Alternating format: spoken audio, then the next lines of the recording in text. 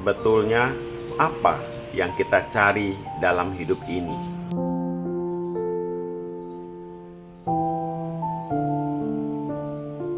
Sejak zaman Sang Buddha, bahkan sebelum zaman Sang Buddha, hampir rata-rata makhluk mencari kebahagiaan.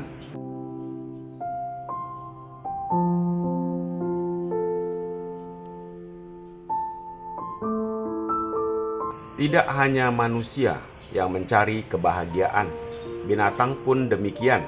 Bahkan makhluk-makhluk yang tidak tampak pun menginginkan kebahagiaan.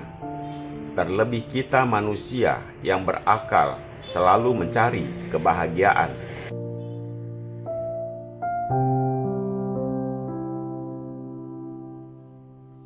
Menurut pandangan Buddhis, apakah kita boleh mencari kebahagiaan? Dalam hal ini, kebahagiaan duniawi. Tidak dilarang sebenarnya. Justru jika kita sudah mengerti ajaran Sang Buddha seutuhnya, kita akan paham bahwa inilah salah satu alasan Sang Buddha mengajarkan Dhamma kepada kita, yaitu adalah agar kita dapat mencapai kebahagiaan dalam kehidupan.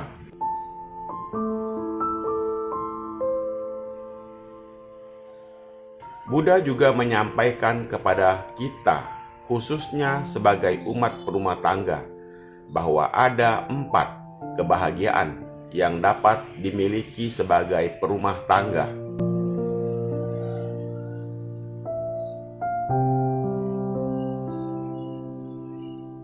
Satu, ati suka, kebahagiaan karena memiliki harta kekayaan. Tidak heran kalau kita semua sehari-hari mengumpulkan kebutuhan hidup, mengumpulkan harta benda, mengumpulkan kekayaan dengan tujuan agar dapat hidup bahagia sebagai berumah tangga. Silahkan. Namun perlu digarisbawahi bahwa untuk mendapatkan yang kita inginkan atau harta benda kekayaan, hendaklah didapatkan dengan cara yang benar.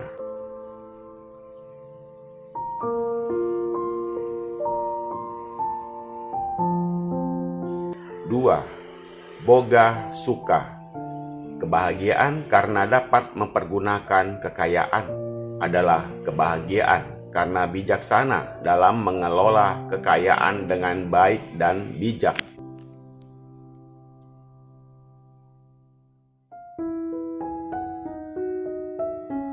Di antaranya untuk menyokong anak istri, orang tua, keluarga, berdana, dan perbuatan baik lainnya.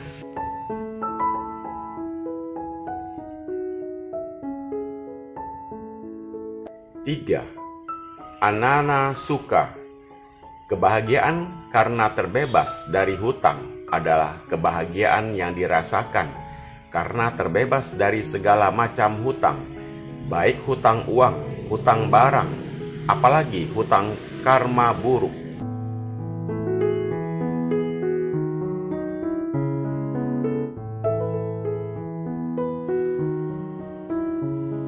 Mimpi buruk akan datang jika kita tidak mampu melunasi hutang.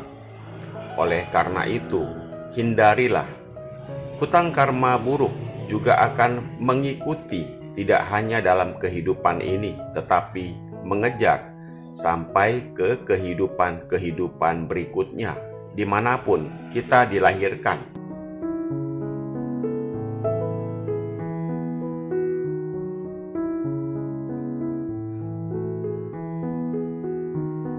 4. Anawaja suka, kebahagiaan karena telah berbuat sesuai Buddha Dhamma adalah kebahagiaan yang muncul karena berperilaku baik atau menjalankan moralitas sehingga terhindar dari permusuhan.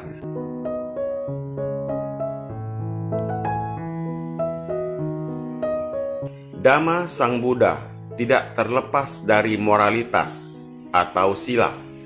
Jika sila dilaksanakan dengan baik, akan mendatangkan kebahagiaan, baik lahir maupun batin.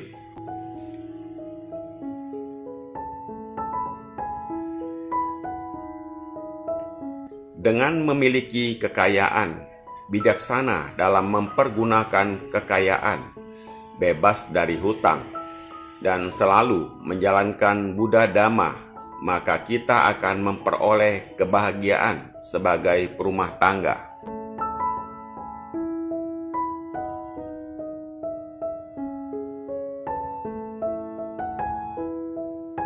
Dengan memiliki 4 kebahagiaan tersebut, kemudian kita kembangkan untuk berbuat lebih banyak kebajikan.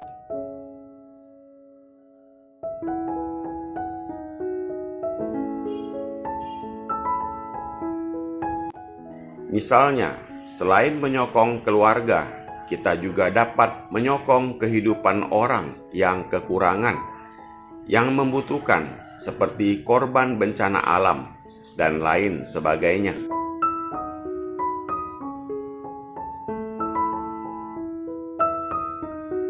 Kebajikan yang kita lakukan juga menjadi sumber kebahagiaan kita, karena kita telah berbuat baik sebagai wujud dari pelaksanaan caga atau kemurahan hati, atau dana, memberi, wujud kepedulian terhadap diri sendiri, keluarga, makhluk lainnya, maupun lingkungan.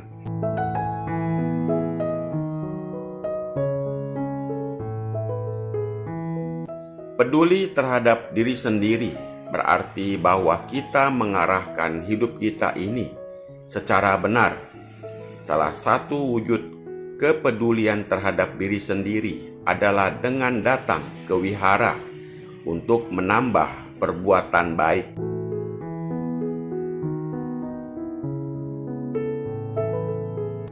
Adalah tidak mudah untuk dapat berbuat baik. Berbuat baik perlu dilatih terus-menerus, sehingga dapat menjadi suatu kebiasaan.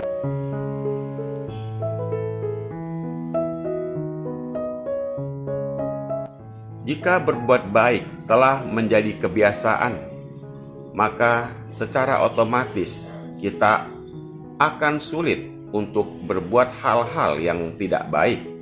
Jika saat ini kita sulit untuk berbuat baik, maka itu tandanya kita belum menjadi orang baik. Sebaliknya, jika kita sudah terbiasa berbuat baik, maka tidak mudah untuk berbuat keburukan.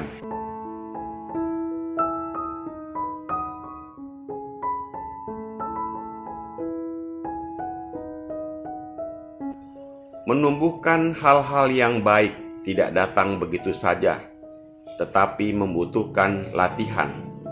Tanpa latihan dan perjuangan, rasanya sulit untuk menjadi orang baik, karena pada kenyataannya, kejahatan, keburukan lebih mudah dilakukan.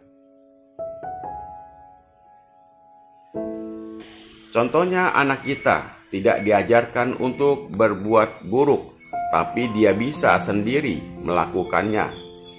Maka dari itu, kebaikan perlu kita ajarkan kepada anak-anak kita, juga kepada diri kita sendiri.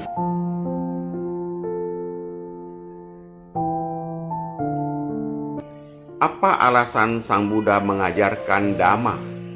Dhamma untuk melakukan perbuatan baik, atau dengan kata lain, mempraktekkan Dhamma, bukan tanpa alasan. Buddha mengajarkan kebahagiaan semua makhluk, terutama yang mempraktekkannya. Untuk kebahagiaan umat manusia, termasuk juga para dewa.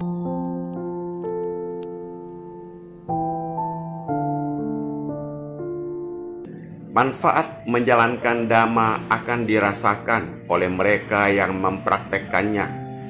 Perbuatan baik atau buruk yang kita lakukan akan membentuk kehidupan kita menjadi bahagia atau menderita.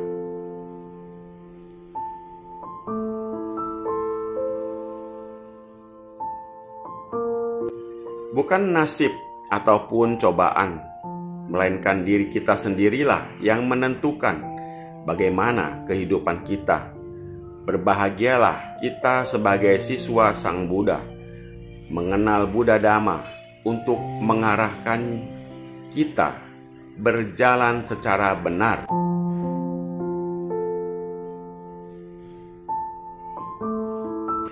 Semoga kita mendapatkan manfaat dari menjalankan Dhamma, yaitu mengurangi penderitaan dengan cara menjaga ucapan, menjaga perbuatan, dan menjaga pikiran.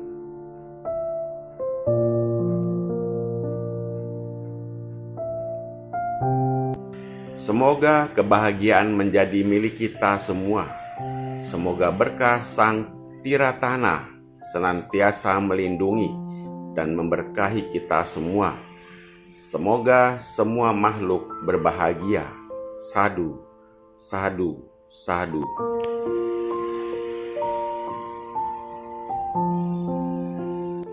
Semoga bermanfaat. Terima kasih.